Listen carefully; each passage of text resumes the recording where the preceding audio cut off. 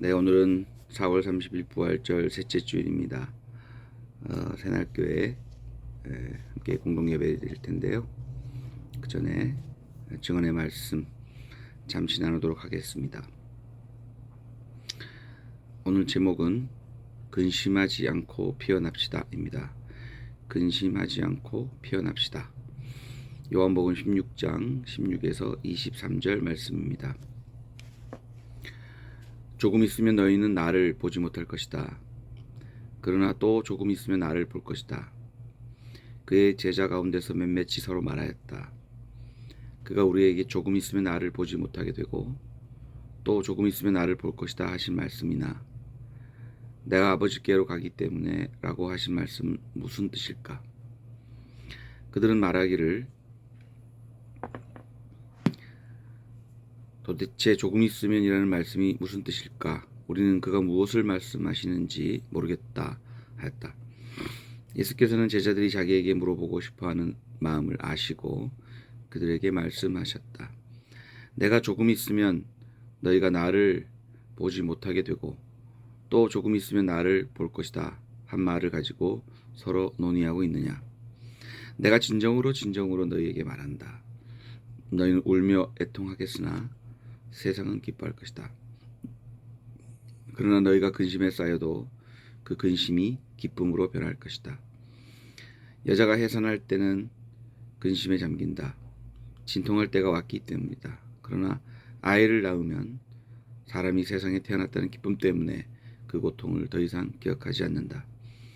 이와 같이 지금 너희가 근심에 쌓여 있지만 내가 다시 너희를 볼 때에는 너희의 마음이 기쁠 것이며 그 기쁨을 너희에게서 빼앗을 사람이 없을 것이다.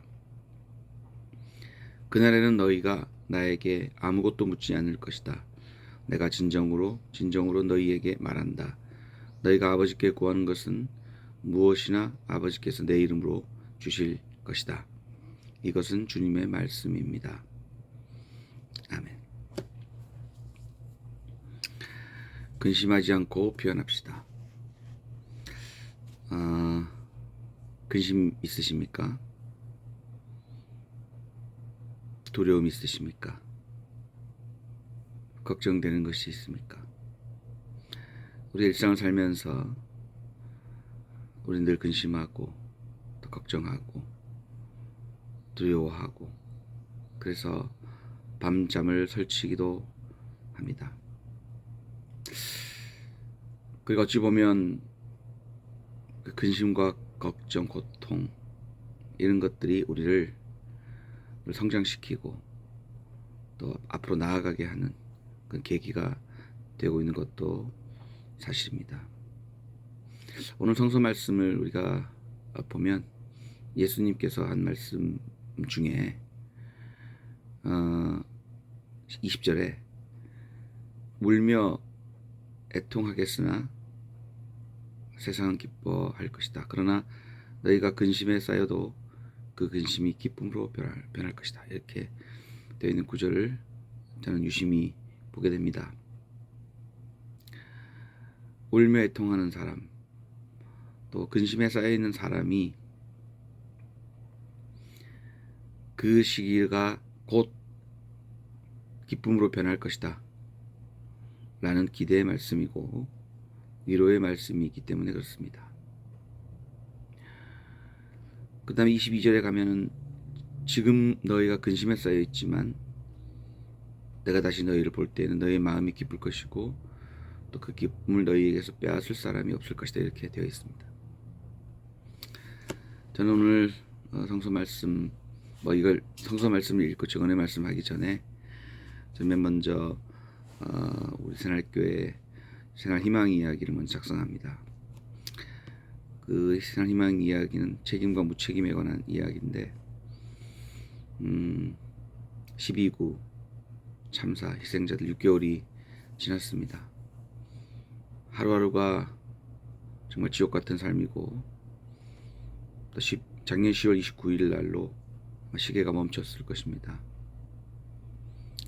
지난 부활절 예배 때 고난받는 이들과 함께하는 예배 때 서울시청 앞에서 유가족들 얼굴을 뵙고 분향을 하면서 인사를 하는데 지금 한없이 마음이 아리고 또 그들이 우는 것을 볼 수 있었습니다. 너무 마음이 아팠고 슬픈데 이것이 그날 그 일이 어떻게 왜 일어났는지 진상조사하기 위한 진상조사 특별법 제정을 하려고 발의했는데 정부와 여당이 무소불위의 조사 권한을 갖는 조사특별위원회는 불가하다면서 버티고 있죠. 참 무책임한 사람들 우리가 직면합니다. 강북구 도시관리공단 노동자 4개월여의 파업 천막 농성을 끝내고 현장으로 복귀했는데 그날이 4월 19일이었습니다. 구청장이 나서라, 구청장이 책임져라, 대화에 나서라, 목이 터져라 처절하게 외쳤지만 철저히 외면당했습니다. 너무나 슬프고 화가 나고 분노가 일고 치욕감마저 느껴지는 그런 상황을 맞게 되었습니다. 강북구청장 이순희의 무책임한 처사 때문에 그렇습니다. 저는 노동자들의 투쟁을 보면서 또 내일이 노동절이기도 합니다. 참 많이 특히 비정규직 노동자들, 조직되지 못한 노동자들 조직해도 이렇게 철저하게 외면하고 반노동 정책을 쓰는 이 상황 속에서 정말 여기 성서 말씀처럼 근심도 많고 울며 애통하고 눈물 흘리는 진통하는 중이라고 저는 생각합니다. 그러나 이게 끝이라면 이런 진통과 고통의 날이 울며 애통하는 날이 근심하는 날이 늙기 지속되고 이것을 끝이라면 너무나 슬플 것 같아요. 그러나 오늘 예수님께서 말씀하십니다. 곧 조금 있으면 18절에 그 위에 17절에 16절에 조금 있으면 바뀐다. 도대체 조금 있으면이 뭘까? 제자들이 얘기했지만 조금 있으면 너희가 나를 보지 못하고